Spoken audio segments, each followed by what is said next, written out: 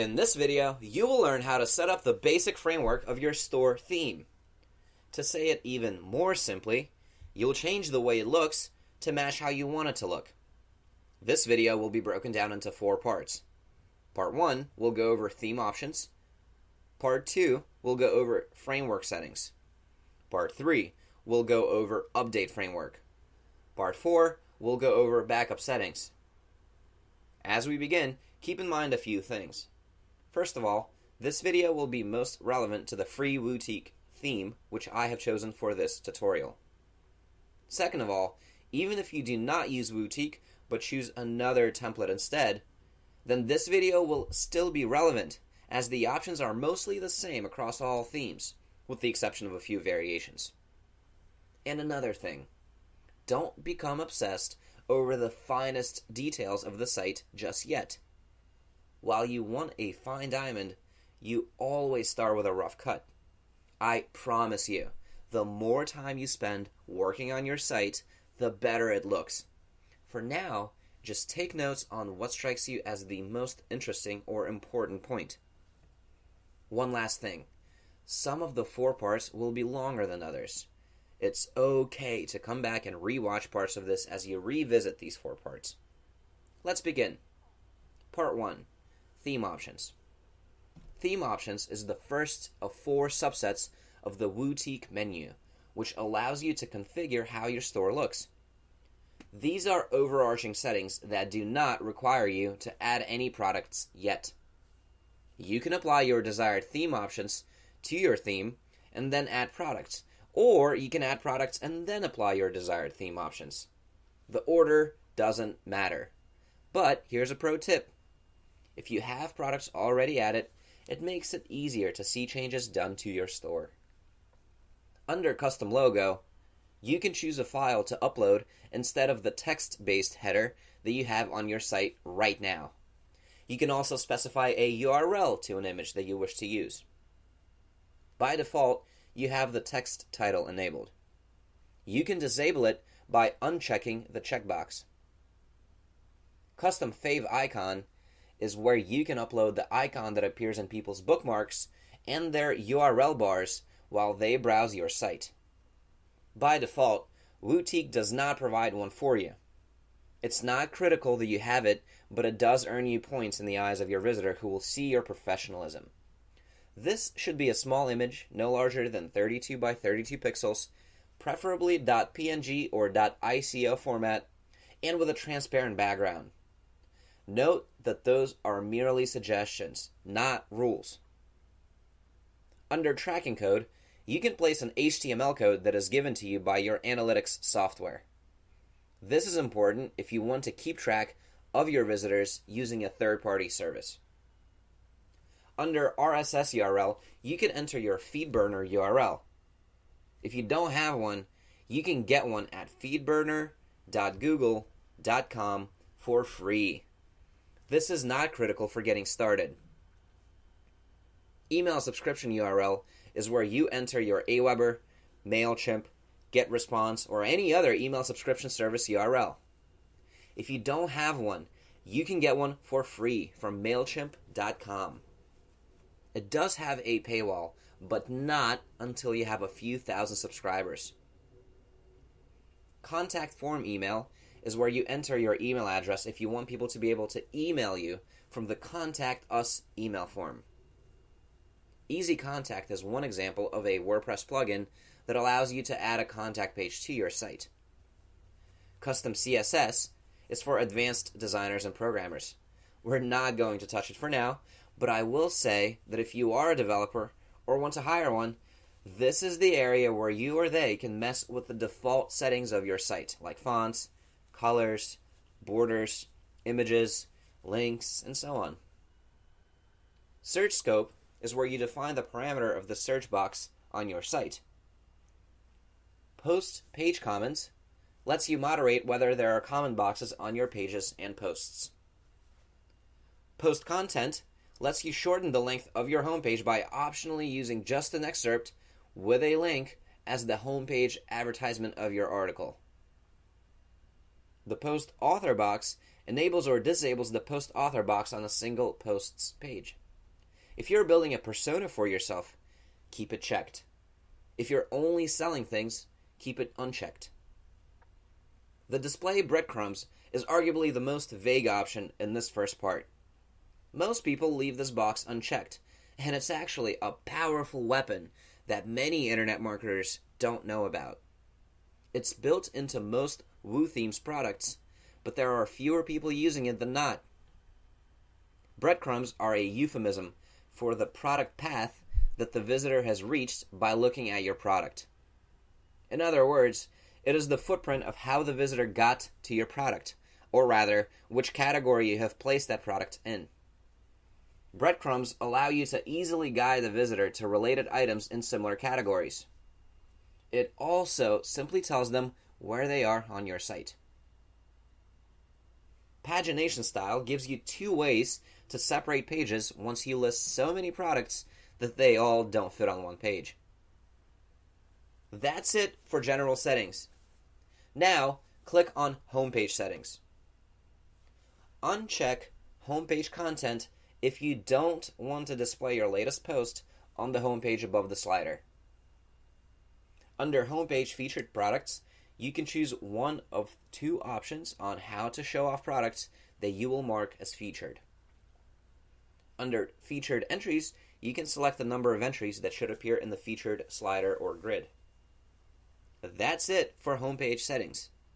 Now, click on Styling Options. Up top, you can choose any background color you want. Next, we have two values between 0 and 1 that define the opacity of two shadow effects. The first one has to do with your menu. The second one has to do with your site body.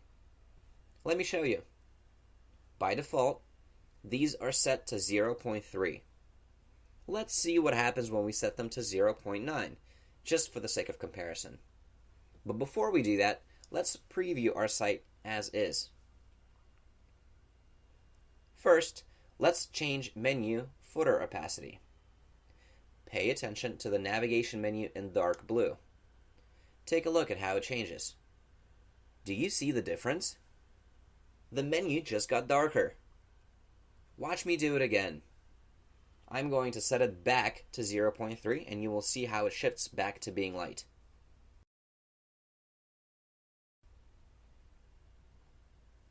Second, let's change container shadow strength. Pay attention to the background shadow that is behind the content. Do you see the difference? The shadow behind the main box just got darker. Watch me do it again. I'm going to set it back to 0.3 and you will see how it shifts back to being light. If you don't want a solid color but would rather have a background image, then you can do that as well. Under background image, you can upload an image for the theme's background. Background image repeat option allows you to choose one of 4 ways to display that background image. If you are using a solid color, this and the next 2 options are irrelevant, but I will explain them just in case you do use an image. No repeat means your background image will not stretch horizontally or vertically. In this case, X and Y are used the way you would use them to plot a graph, like an axis. X is horizontal and Y is vertical. Repeat X means your background image will stretch horizontally. Repeat Y means your image will stretch vertically.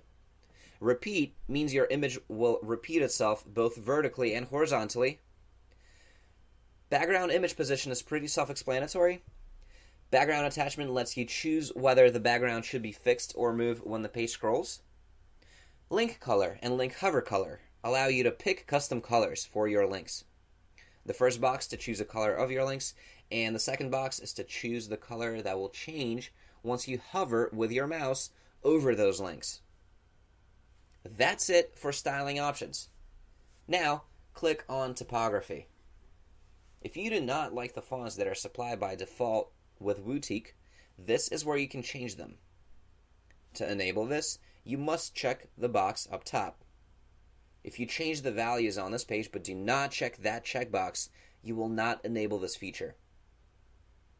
That was pretty easy. That's it for typography. Now, click on Layout Options. There are only 3 things here, so this section will be brief, just like the last one. Under Main Layout, you will get to choose how the sidebar will be positioned on your site. You might not see it on your homepage, but you will see it on your subpages.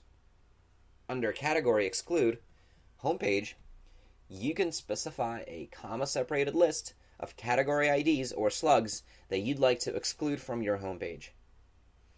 Under Category Exclude Blog Page Template, you can specify a comma-separated list of category IDs or slugs that you'd like to exclude from your blog page template. That's it for layout options. Now, click on Dynamic Images. Leave this as is. You don't need to change anything to get started. In this area, you get to mess around with how WordPress resizes your images to make them fit your visitors' various browsers. The purpose of this function is to accommodate all browsers and operating systems. That's it for dynamic images. Now, click on Footer Customization. Footer widgets are blocks of text that you can put below your store items, but above the copyright line. You can have 1, 2, 3, or 4 sections. I recommend 2 or more for SEO reasons. If you want to promote WooThemes, you can register on WooThemes.com and get an affiliate link that will credit you commissions for WooThemes related sales. You can also have text that is left justified or right justified. You must enable it manually if you want it. That's it for footer customization. Now, click on Subscribe and Connect. This is where you can create a call to action to sign up to your list. You can enter your title, description, and a FeedBurner ID for your FeedBurner link, or a MailChimp list subscribe URL for your MailChimp account if you have one. Down below, you have some social media options as well. This concludes part 1.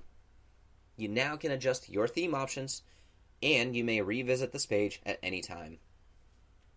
Part 2. Framework Settings. Framework Settings is the second subset of the Wootique menu, which allows you to adjust secondary Wootique options. Click on Admin Settings. Under Super User, enter your main admin username. This is a security feature that you must enable before you start selling. Disable Backup Settings menu item is also a security-related option. Theme Update Notification and Woo Framework Update Notification are convenient ways to stay ahead of hackers. Checking these boxes will allow WordPress to tell you automatically when you should update your software. Click on Theme Settings. Remove Generator Meta Tags. This checkbox lets you avoid being targeted for WordPress vulnerabilities by removing a generator tag from your source code. This is a security feature that you may want to enable. Image Placeholder. This has to do with branding. Instead of the default image placeholder for items with no images, you can have your own image. Here are some ideas. You can have an image that says, "Check back soon," or "Out of stock this week," or "Subscribe to get notified when more stock arrives." Disable shortcode style sheet and output tracking code option in header.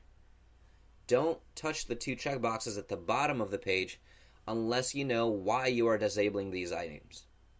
Notice that the first checkbox asks you to opt out of shortcodes and the second checkbox asks you to opt in.